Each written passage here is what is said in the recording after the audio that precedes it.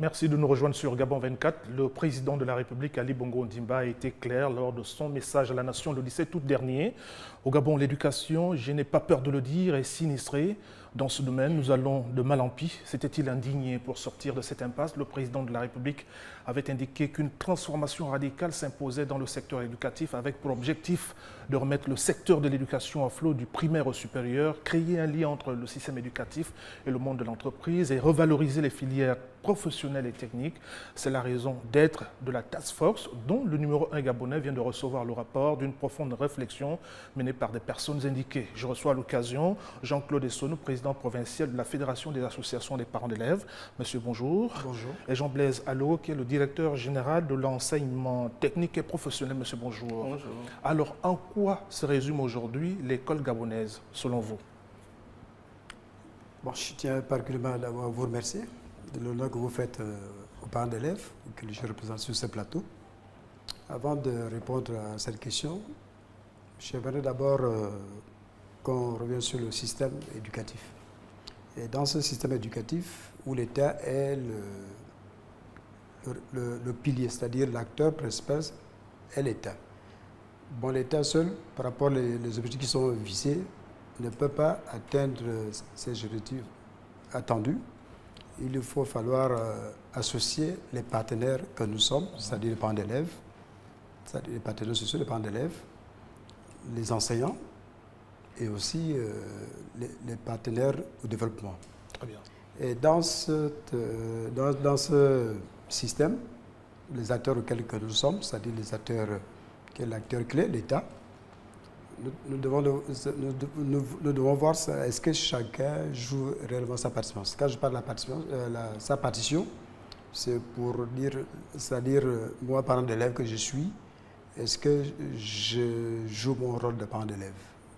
Est-ce que, c'est-à-dire, j'ai les devoirs c'est-à-dire les devoirs auxquels je dois remplir, les obligations pour accompagner cet enfant qui doit être là à l'école. C'est l'objet de notre entretien du jour. Alors, dites-nous en très peu de mots, comment vous résumez l'école gabonaise aujourd'hui? Bon, l'école gabonaise aujourd'hui, ce n'est plus un secret pour personne. Vous souviendrez lors le message à la leçon du président de la République, son Excellence Ali Bongo Ondimba, où il a dénoncé, c'est-à-dire les mots qui minaient, c'est-à-dire qu'il a qualifié ce système étant un système sinistré. Donc, il y a déjà un malaise à ce niveau-là, où il a dénoncé, c'est-à-dire ces mots qui minent, jusqu'à ce jour, auxquels nous aussi, nous les parents d'élèves, par le passé, nous pouvons le dire. Nous étions préoccupés par rapport à cette situation de ce système éducatif qui ne nous donnait pas un espoir, un lendemain meilleur voilà. Alors, donc, il est clair donc qu'il ne s'agit pas, l'heure n'est pas à se jeter des anathèmes, il est clair d'établir des responsabilités face à un mal que tout le monde observe depuis des décennies. Depuis le décennie, voilà. Monsieur le directeur de l'enseignement technique et professionnel, monsieur Alogo, quel état de lieu dressez-vous de l'école gabonaise aujourd'hui? Bon, je pense qu'aujourd'hui les choses sont assez claires. Donc tout le monde le reconnaît, à commencer par les plus hautes autorités de l'État. Donc nous n'avons plus à nous le cacher. Notre école souffre de plusieurs maux que nous connaissons tous. Donc il va falloir donc prendre les choses à bras le corps. Ces mots, s'il faut les rappeler, quelques difficultés que connaît l'école gabonaise. Si je prends l'enseignement général, les effectifs pléthoriques, nous connaissons, donc très peu de structures. Nous avons principalement le problème des curricula. Donc nos programmes de formation sont vieux, donc datent de plusieurs années. Il va falloir les réadapter au contexte du moment. Voilà, il faut s'adapter, et notamment pour le secteur enseignement technique et professionnel et la formation professionnelle d'une manière globale. Nous devons effectivement remettre nos programmes à l'ordre du jour pour les adapter à ce que demande le secteur économique.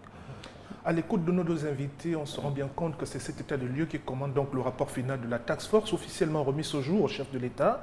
Je vous propose d'ailleurs de suivre un extrait du discours du président de la République à l'occasion de cette cérémonie qui s'est déroulée au Palais Rénovation. les enseignants. Je suis désolé, mais je suis obligé de parler de ça. Quand on voit les revendications continuelles d'un certain nombre d'enseignants pour ce genre de résultats, et moi j'aurais honte de m'appeler enseignant. J'aurais honte que dans ma classe, la moitié échoue.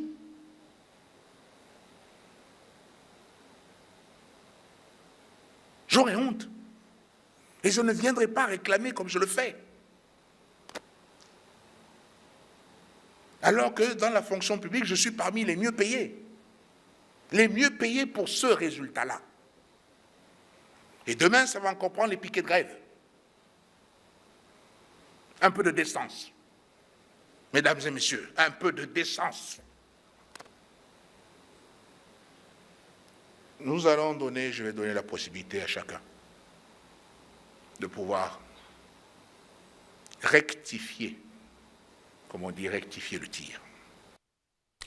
Voilà, un chef de l'État très remonté par rapport au constat qu'il dresse lui-même de l'état du lieu de l'éducation dans notre pays. À l'observation, le chef de l'État se trouve en amont et en aval d'une initiative qui aurait pu être celle du gouvernement et des acteurs de l'éducation. On peut s'en féliciter, mais son constat n'est-il pas lié en partie à la faillite d'une crise de vocation dans votre système? Bon, nous pouvons le dire, hein, si le chef de l'État le constate. Nous tous, nous savons que l'école est minée, on l'a dit, par différents problèmes. On l'a vu dans la restitution tout à l'heure, et les problèmes des curricula qu'on a déjà présentés. Nous avons des problèmes d'orientation, nous avons des problèmes de financement. Le chef de l'État l'a rappelé. Ce n'est pas que les financements n'ont pas eu lieu, les financements ont bien été là, mais qui n'arrivent toujours pas à destination. Donc voilà où on en est.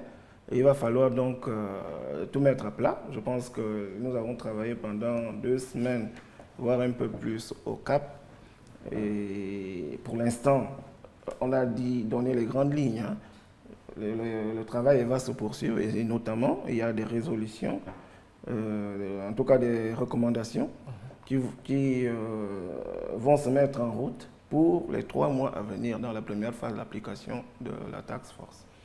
Je sais qu'à l'origine, vous êtes enseignant avant d'être directeur de l'enseignement technique et professionnel. Est-ce que, de l'état des lieux, de la situation globale aujourd'hui, il n'y a pas une crise de vocation qui pourrait, par exemple, impacter tout le système aujourd'hui?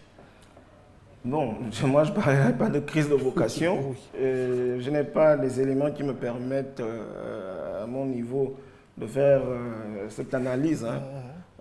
Prise de vocation, vous voulez parler des enseignants? Oui, des enseignants, parce qu'en fait, il y en a qui pourraient peut-être, il se dit ça et là, que beaucoup arrivent maintenant dans ce domaine, dans ce secteur par nécessité, plutôt que par vocation.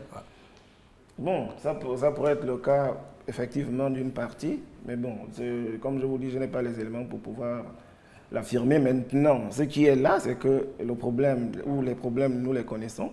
Il va falloir se mettre au travail. Je crois que le chef de l'État a été clair. Hein. Il nous donne cette chance-là aujourd'hui. Et ce que moi j'ai compris par rapport à cela, c'est que si nous acceptons de rester là, nous devons appliquer les résolutions. Voilà, pour remettre l'école à flot. Vous savez, la task force a travaillé pour un programme qui va aller de maintenant à 2023, donc pour les 5 ans qui arrivent, avec une partie qui va démarrer tout de suite pour les 3 mois qui vont arriver. Voilà, donc voilà le problème et il va falloir se mettre au travail. Se mettre au travail alors sans avoir à revenir sur les détails du rapport, sur quel axe précis, vous par exemple, Fédération des associations des parents d'élèves, avez-vous travaillé lors de cette réunion? Lors de notre atelier que j'ai représenté les parents d'élèves, c'était l'atelier numéro 2. Dans cet atelier numéro 2, cet atelier était axé sur l'enseignement technique et formation professionnelle. Et dans cet atelier, comme nous l'avons dit dès le début, c'est-à-dire qu'il faut d'abord faire l'état des lieux, parce que lorsqu'on parle du système, il faut bien l'analyser en profondeur. Très bien. Et dans ce système, quels sont les mots qui minent dans ce système? Comme l'a dit mon prédécesseur, il y avait déjà des choses que nous avons eu à dénoncer. c'est-à-dire des effectifs préthéoriques, le double flux aujourd'hui, l'état actuel des structures existantes. Et par rapport à l'éloignement, c'est-à-dire la distance, nous avons parlé même de la fameuse carte scolaire, qu'il fallait l'extension sur l'aménagement de la construction de nouvelles structures d'accueil. Bon, nous, les parents d'élèves, la difficulté revient le plus souvent au niveau de, c'est-à-dire le choix où l'enfant est orienté. Vous imaginez l'enfant habite par exemple au Vendo, il part de Vendo pour joindre la Kanda ou lorsqu'il donne les résultats de concours entrant en 6e. Je prends un exemple. Donc, vous voyez déjà quelle difficulté. Tant que l'enfant, ce parcours, déjà pour l'enfant qui a l'âge de 8 ans, 9 ans, sur le plan psychologique, l'enfant a déjà pris un coup. Donc l'idée de la carte scolaire, c'est de rapprocher l'école du domicile. Du domicile. Nous parlons de la proximité. La proximité. La proximité. Et ça pourrait peut-être nous avantager. Là aussi, c'est-à-dire, même le décrochage ou la déperdition que nous parlons aujourd'hui, ça peut donner un souffle nouveau par rapport à cette situation.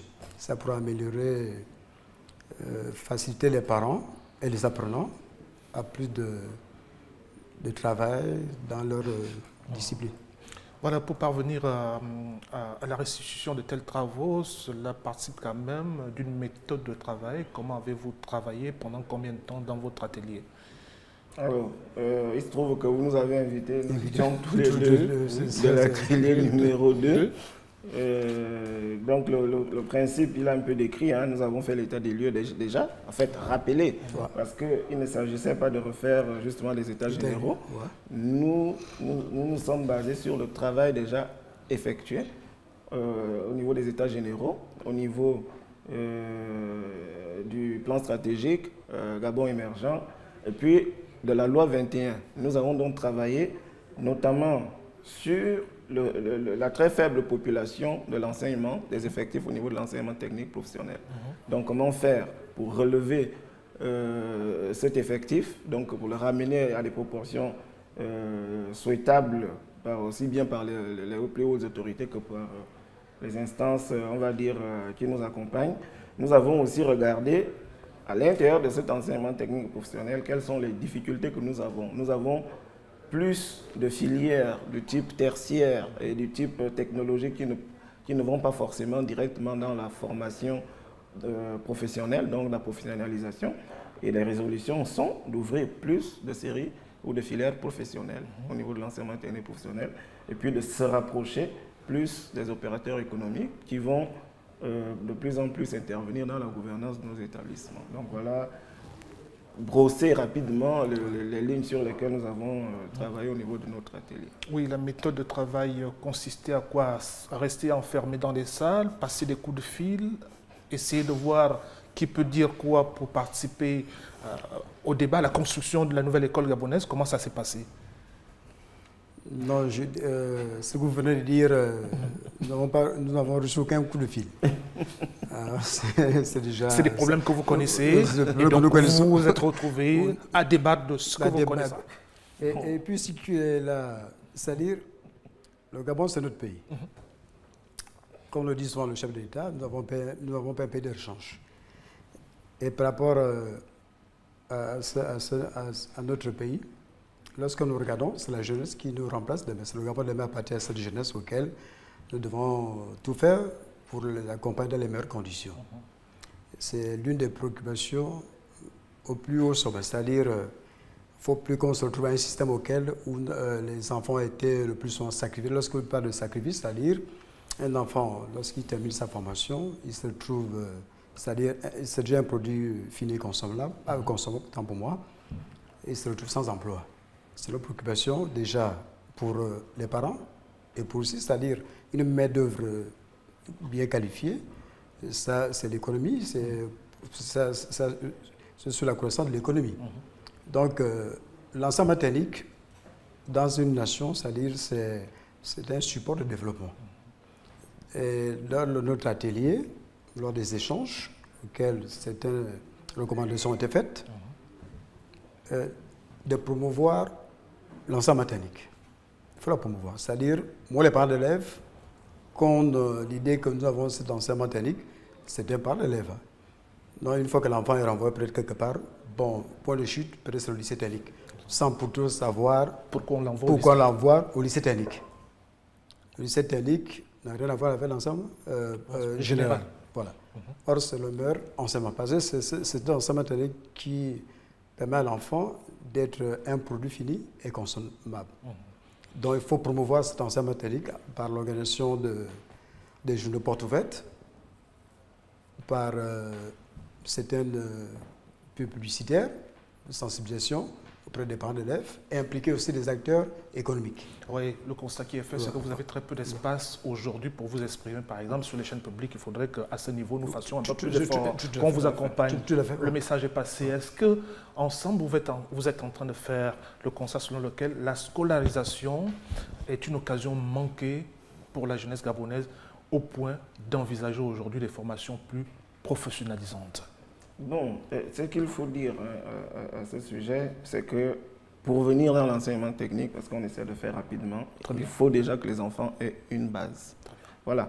Et la on ne considère pas l'enseignement technique aujourd'hui comme une sorte de poubelle? Non, justement. Non, pas du tout. Donc il faut une base. Et la task force a vraiment insisté là-dessus. Je pense que ça va être les premières mesures dans la mise en route. Cette base-là, c'est un socle commun de compétences, de connaissances, qui ne fait pas partie de l'enseignement technique. C'est-à-dire que du pré-primaire jusqu'à la classe de 3e, il faut que l'enfant soit formé, prêt à suivre n'importe quelle formation tout au long de sa vie. Et à partir de là, on met en place des orientations en détectant les aptitudes des élèves qui peut aller à l'enseignement technique, qui peut aller faire l'enseignement général, qui peut aller faire le sport, etc., etc. Et on a aussi beaucoup travaillé sur les passerelles pour rendre un peu plus flexible notre système éducatif, qu'il faut le reconnaître, qui est très, très rigide. Donc, et ce travail-là de détection, si on peut appeler ça des talents, des aptitudes, se ferait avec qui?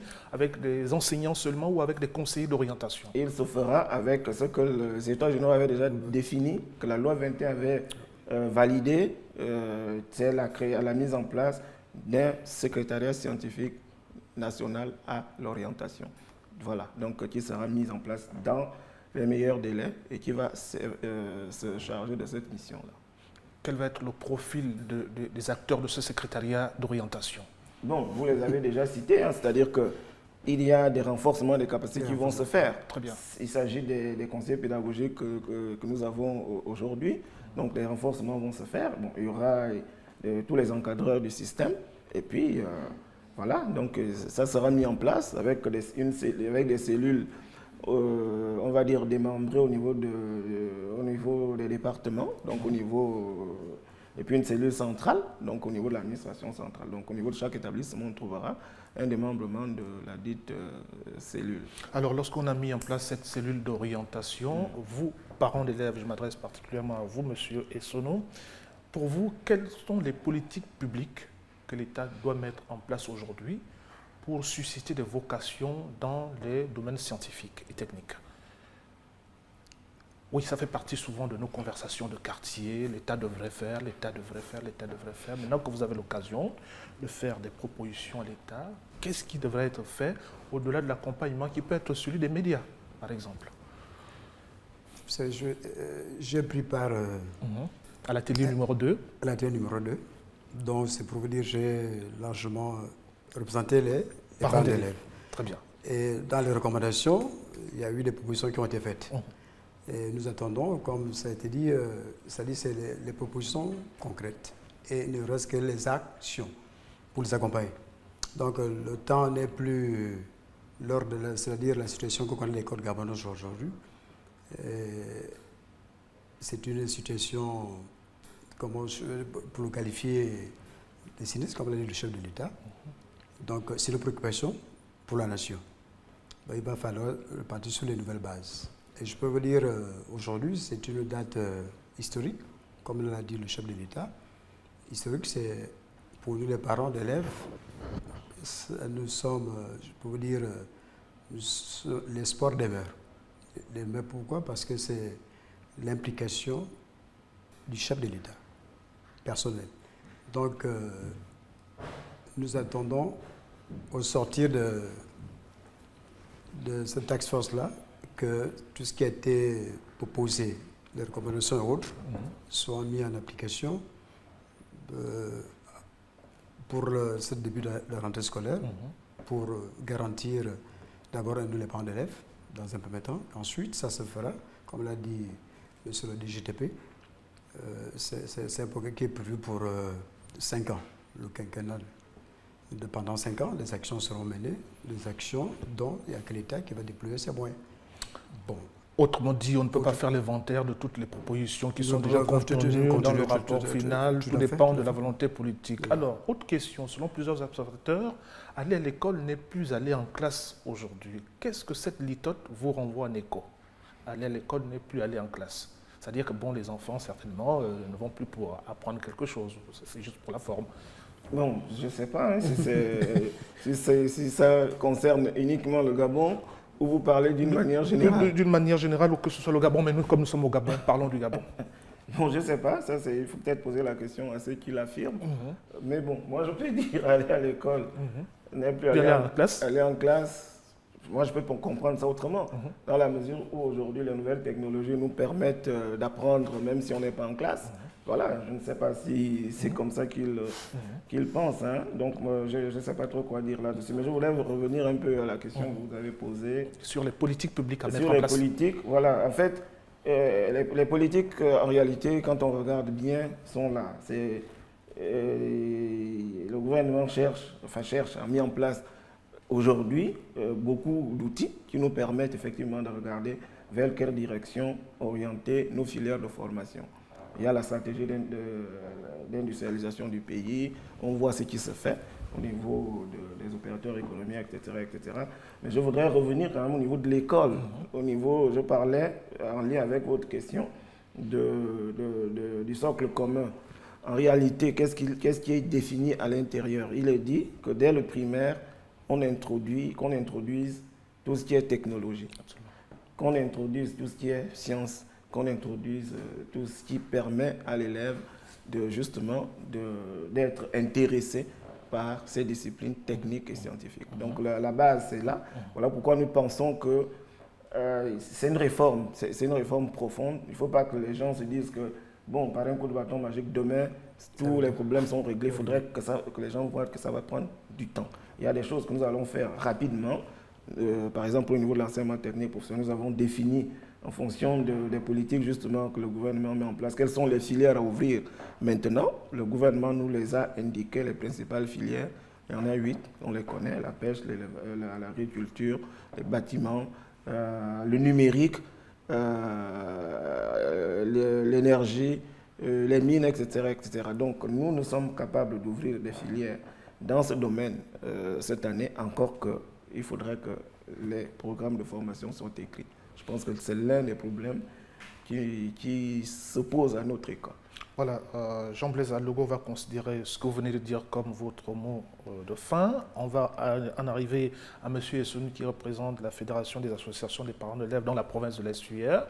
Qu'est-ce que vous avez envie de dire aux parents d'élèves et élèves qui vous suivent à quelques jours de la rentrée scolaire au Gabon, à partir de ce que vous venez de faire comme travail, ce travail qui vient d'être présenté au président de la République, surtout qu'il va faire l'objet de plusieurs critiques. Il y en a qui vont se dire dans les quartiers, qu'est-ce que concrètement la task force va changer par rapport aux états généraux qu'on a déjà eu dans ce pays? Parlez-leur. Je dirais, c'est-à-dire par rapport à votre question, le message que je pourrais donner aux parents d'élèves que je représente ici, toute chose, il y a un début, c'est-à-dire le début était ce que nous devons dénoncer, c'est-à-dire les difficultés auxquelles connaît notre système éducatif, que nous avons décrié. Et dans la vie, l'espoir demeure. Si l'espoir demeure dans la vie, si je le dis, c'est par rapport à l'implication personnelle du chef de l'État, qui a dénoncé que le système était en panne. Et lorsqu'il est en panne, il faut chercher tous les moyens, c'est-à-dire en impliquant tous les acteurs, c'est-à-dire nous les parents d'élèves aussi, nous devons accompagner l'État dans cette mission. Je suis parent d'élève, j'ai mes devoirs, j'ai mes droits et mes responsabilités. Comme les autres acteurs, les enseignants, ils ont leurs devoirs, ils ont leurs droits et leurs responsabilités qu'ils doivent assumer. Parce que lorsque l'État se permet d'investir autant de moyens, en ce qui peut, c'est-à-dire le paiement des salaires de ces derniers, il faut qu'ils fassent correctement leur travail. À notre époque, nos parents ne savaient pas lire et écrire. C'est l'enseignant qui faisait presque tout le travail et le suivi, parce que la plupart de nos familles étaient des familles analphabètes. Mais le constat que nous faisons aujourd'hui, c'est parfois, comme vous l'avez dit tout à l'heure, est-ce que les enseignants choisissent encore ce métier par vocation?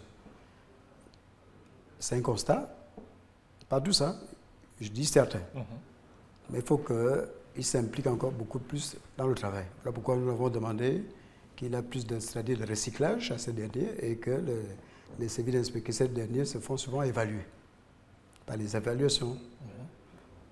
Ce qui permettra que nous puissions avoir les résultats que nous attendons. Et aussi, il faut aussi dire aussi à ces enseignants aussi, l'avenir de nos enfants est dans leurs mains. Ce sont eux qui encadrent nos enfants. Nous, les parents d'élèves, nous sommes les premiers éducateurs. Et l'enfant assure le suivi. Bon, bien sûr, certains aussi connaissent aussi des difficultés d'autres professionnels, c'est-à-dire au niveau peut-être, une fois un enseignant est embauché et recruté, autant pour moi, est-ce que ces derniers a le traitement qu'il le faut, c'est-à-dire après son recrutement, ceux qui sont déjà affectés, s'il est affecté par exemple au Konja, il a une famille à nourrir, comment ce dernier va se faire pour pouvoir... Et cela relève de la responsabilité de l'État. Voilà. Cela ne peut pas faire seulement l'objet d'une émission. On aura peut-être l'occasion d'y revenir plus largement au cours de nos prochains numéros de l'édition spéciale sur Gabon 24. Merci, Monsieur Jean-Blaise Alogo, directeur général de l'enseignement technique et professionnel. Merci d'avoir accepté notre invitation. Merci à Monsieur Jean-Claude Essonneau, président provincial SUR de la Fédération des associations des parents d'élèves. Merci à vous tous de nous avoir suivis. À très vite sur Gabon 24.